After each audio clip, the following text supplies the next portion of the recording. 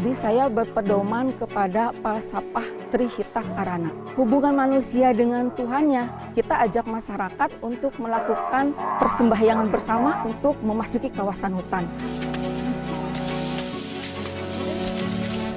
Kalau hutan ini rusak, itu dampak yang terbesar itu kepada perempuan.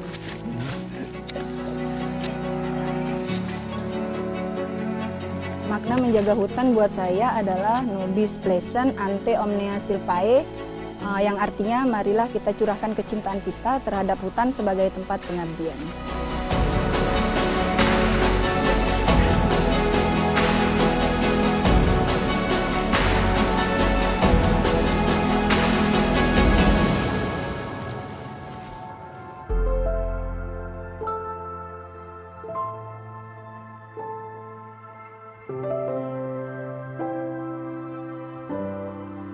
Ayo Pak Barbin, ayo mari kita menanam. Yang lainnya mungkin pada pegang bibitnya Pak. Iya. Ayo. Cari dah tempat sama.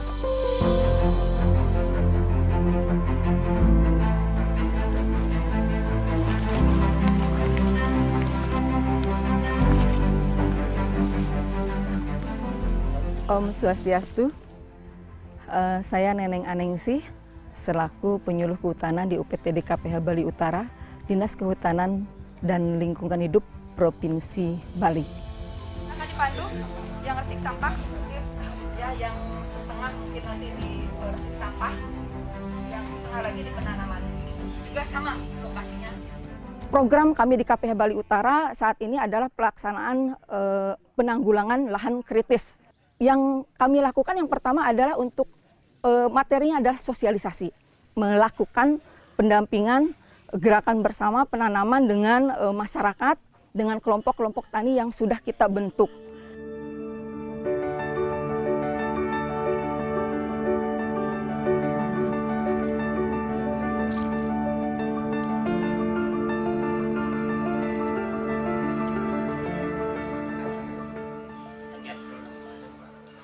Kalau yang di Hexontu sama yang jadi tanamannya tuh emang udah rapi, udah berderet bisa masuk, udah masuk ke blok kali.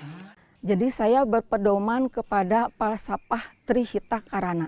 Seperti kita akan melakukan kegiatan penanaman di hutan nih yang mempunyai kesakralan tertentu, kita ajak masyarakat untuk melakukan istilahnya permisi, persembahyangan bersama untuk memasuki kawasan hutan. Itu untuk hubungan dengan Tuhan.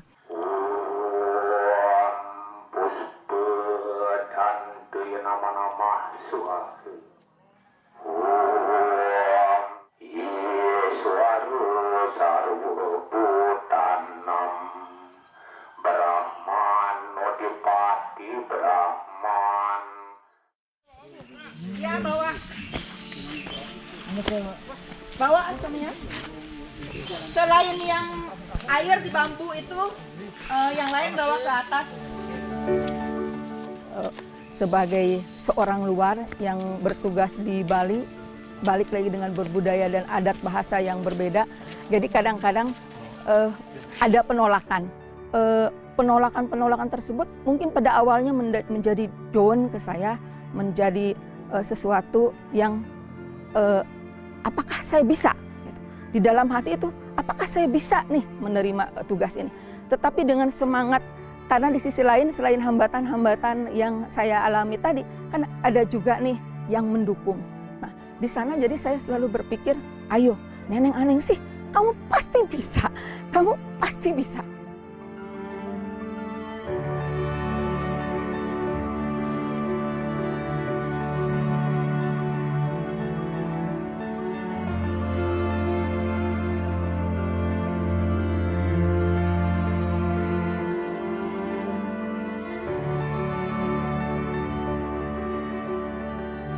Masyarakat mau menerima saya sebagai penyuluh. Mereka mau mengikuti program-program saya yang kita sampaikan, yang kita arahkan di lapangan Dan sekarang tidak ada penolakan-penolakan lagi seperti yang sudah-sudah. Itu sudah merupakan suatu penghargaan yang tinggi bagi saya.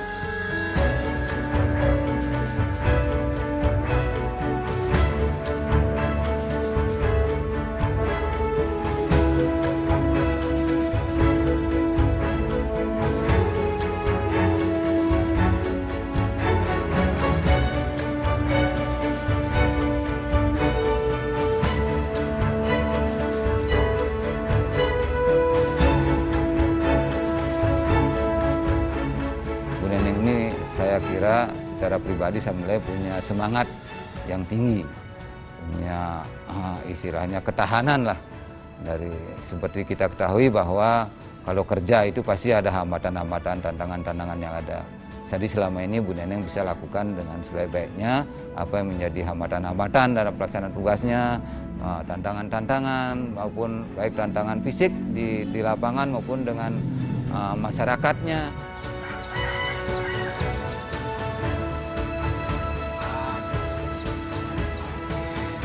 Kalau pengaman Bu, seperti kami ini kan basicnya itu semi militer Bu. Kalau tanpa penyuluh, artinya pendekatan itu, kami seorang semi militer ini harus istilahnya begini, harus begini, aturan harus begini.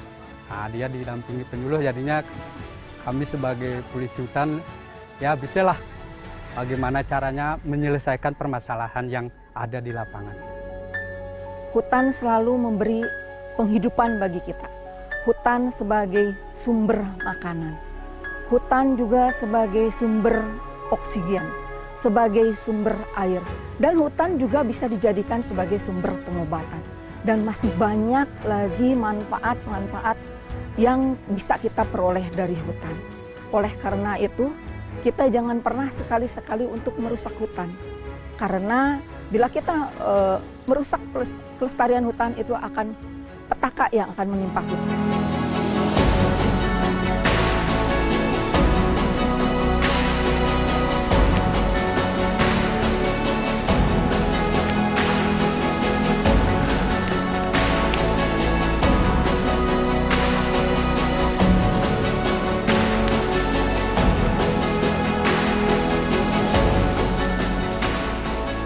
Kita kalau hutan ini rusak, itu dampak yang terbesar itu kepada perempuan.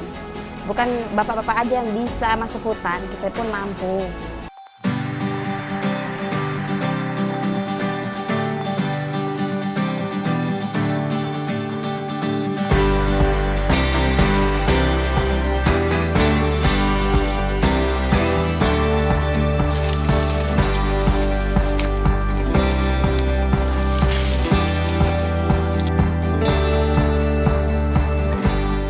Saya Ritawati, saya di KPPL Maju Bersama sebagai ketua kelompok.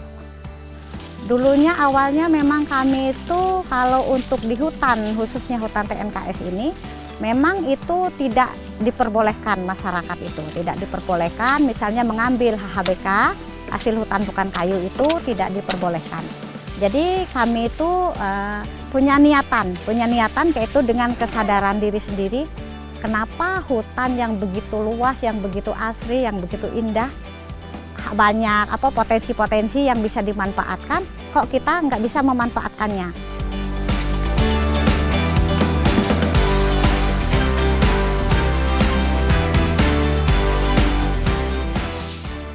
Karena hutan itu kan untuk ketahanan pangan, untuk ketahanan air, untuk iklim, untuk kesehatan, yaitu menghasilkan oksigen.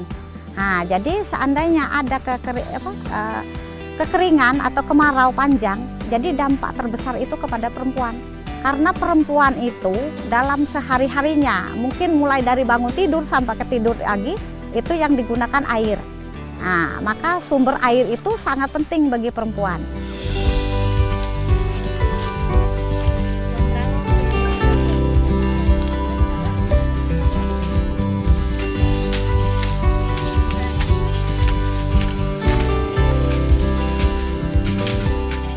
Hasil hutan bukan kayu yang ada di TNKS ini kita kelola. Nah, seperti yang kami manfaatkan sekarang ini kecombrang dan pakis. Itu yang dulunya ibu-ibu tuh cuman taunya cuma untuk sayur, untuk apa tuh namanya sambal. Nah, sekarang sudah diinovasi sama ibu-ibu tuh dibuat makanan.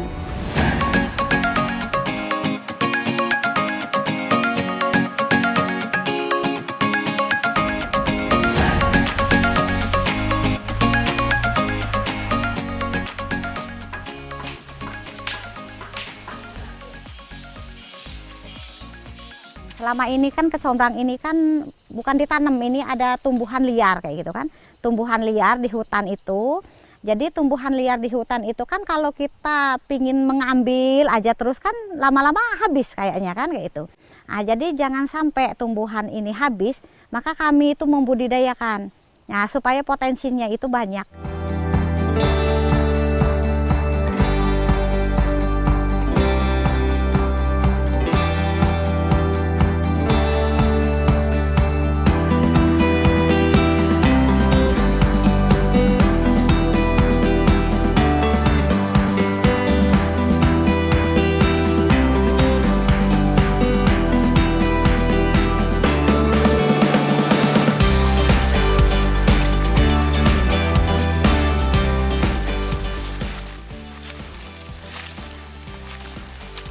Kita tuh kan dengan hutan tuh sepertinya tuh apa ya, kalau kita bahasakan tuh anak sama ibu kayak itu pendekatannya itu kan mungkin ya.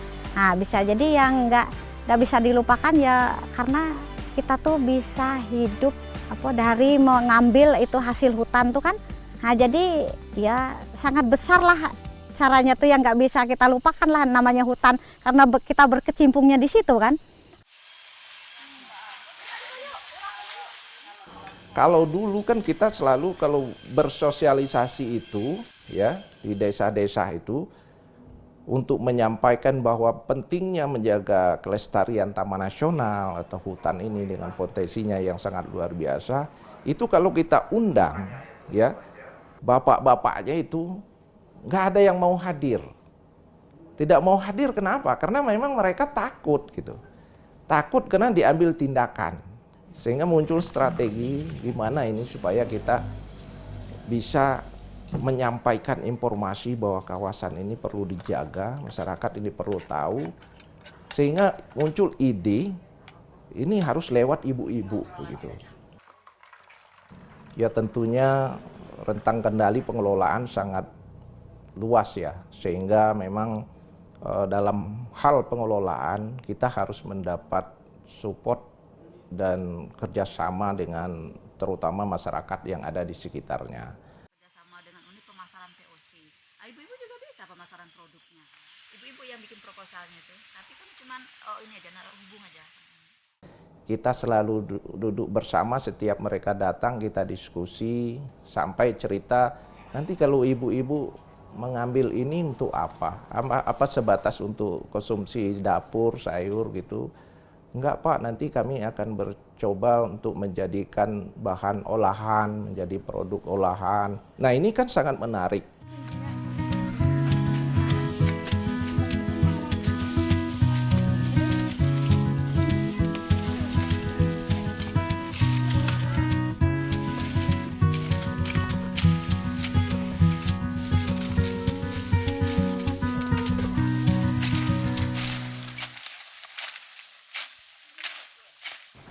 Dulu waktu sebelum ikut gabung ke KPL, belum pernah sama sekali, Bu. Cuman nggak tahu kenapa ya ingin membuktikan bahwa kita kaum perempuan bisa juga, bukan mencemoohkan bapak-bapak, bahwa kita juga sanggup. Ya. Bukan bapak-bapak aja yang bisa masuk hutan, kita pun mampu.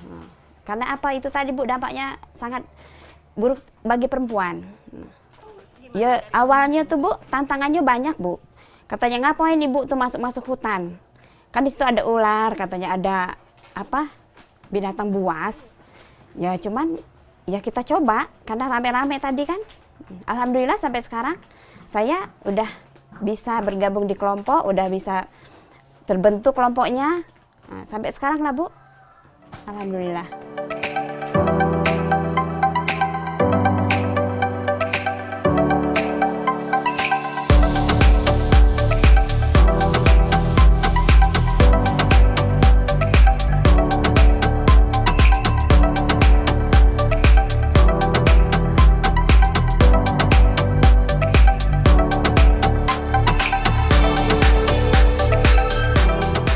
Hutan Lestari Masyarakat Sejahtera.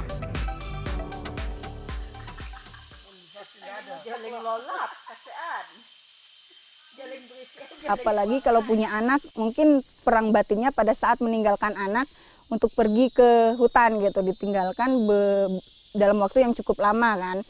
Dari hutan dan bisa dia jaga kelestarian hutan dan lingkungannya, perannya itu mulai ditingkatkan dan pemberian kesempatannya itu dibuka untuk semua. Saya Nima Delia Rimbawati, saya anggota Pos Brigade Bekantan Kalimantan Barat. Makna menjaga hutan buat saya adalah nobis pleasant ante omnia silvae, yang artinya marilah kita curahkan kecintaan kita terhadap hutan sebagai tempat pengabdian.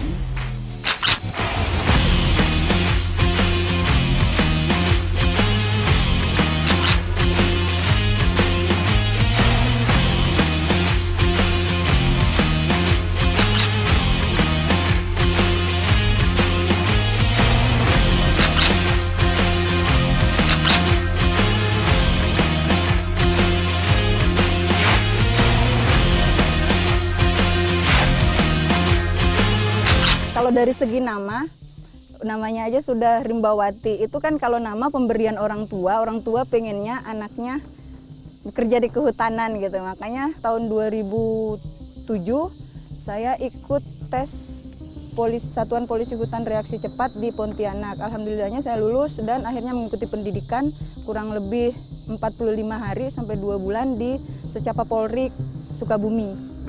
Setelah itu saya mulai bertugas di Satuan Pos Brigade Bekantan di Pontianak, Kalimantan Barat.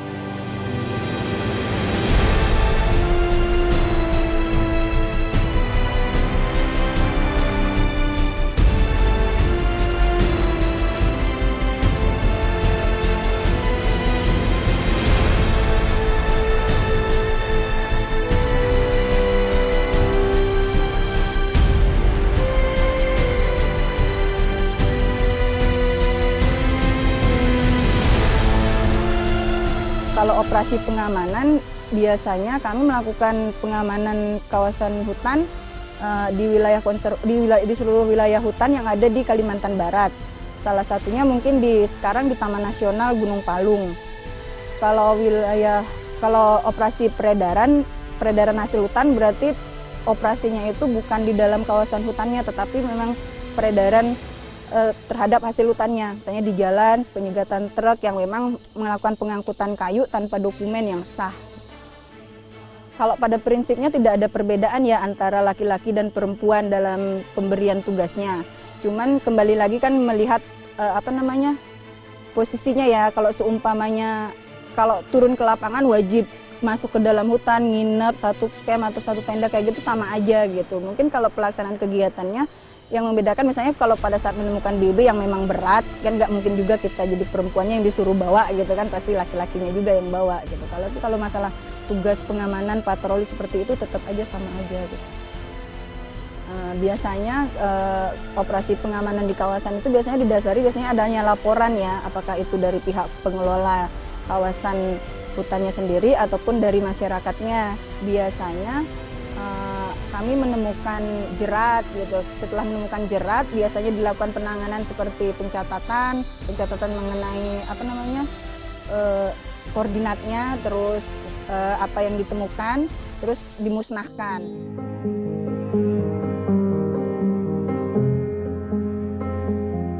Kayak gini nggak paham juga. Makin nggak paham. Baju tak gentar. Nyanyinya aja bisa nggak? Tempo nggak bisa. Sebelum berkeluarga itu ikut aja, seneng aja gitu karena bisa mengeksplor diri gitu, lebih banyak pengalaman.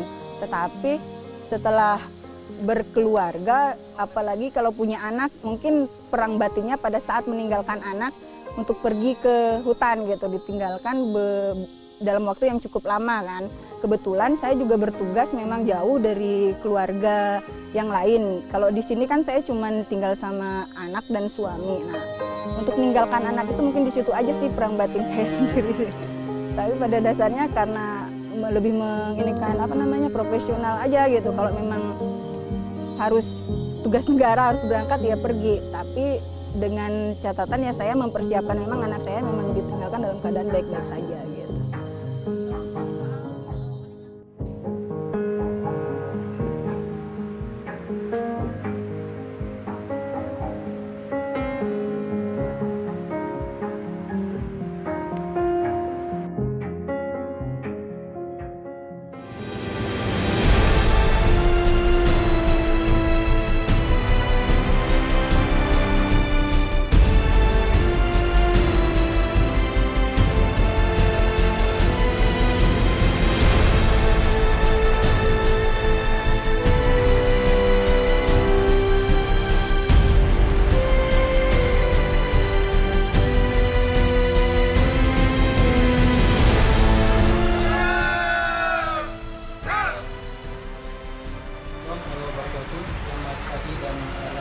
Jadi itu harus kita waspadai bersama. Jadi memang peran polisi kehutanan yang khususnya yang perempuan ya, itu memang juga berperan di sini karena memang terkait dengan aktor-aktor kejahatan itu juga bukan hanya laki-laki ya tentunya ya, termasuk juga perempuan, dan ini andilnya perempuan lah yang bisa masuk di sini kan gitu untuk bisa menangani kasus-kasus terutama juga gender ya terkait perempuan kan gitu. Tadi udah nyebrang sungai mulu gitu. Tanya Bapak itulah, mau perlu sungai dalam lagi gak? Nah, Imadi ini memang salah satu juga perempuan yang kemarin dapat penghargaan dari Bu Menteri ya kemarin gitu ya. Artinya memang ini lebih spesial lagi, dia memang dalam hal kemampuan dia gitu ya, keterampilan dia dalam hal ini. Dia punya kemampuan salah satunya dalam bongkar pasang senjata api gitu ya, dalam penggunaan GPS.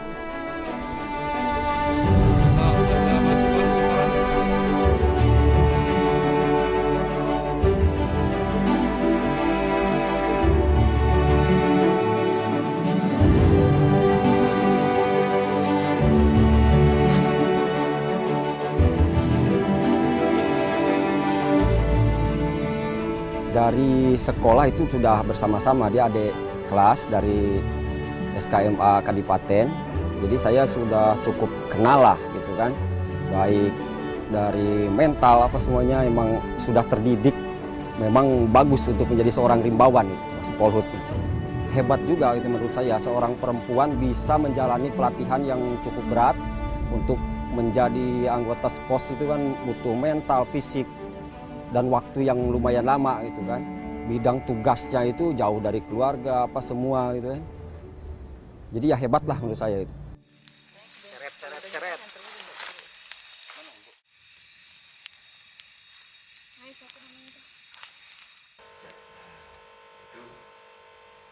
Tidak hanya sekedar jumlah orang, tapi perannya itu mulai ditingkatkan dan pemberian kesempatannya itu dibuka untuk semua program kegiatan. Mulai dari seorang perempuan yang namanya Neneng Aningsih, itu dia memang kita lihat sebagai seorang penyuluh kehutanan. Dan pas sekali tugasnya itu di depan untuk menyuluh kepada masyarakat, nah termasuk tadi Ibu Ritawati ya, dan keterlibatannya untuk mengajak pemulihan lingkungan itu juga ada. Nah yang terakhir Nima Delia ya, perjuangannya luar biasa di dalam bekerja di kelompok, sebagai kelompok tani juga, sebagai penyuluh dan sebagai polisi ya. Kami sangat apresiasi kepada 3 orang ini yang sampai hari ini masih bertugas sebagai profesional dan pendampingan masyarakat.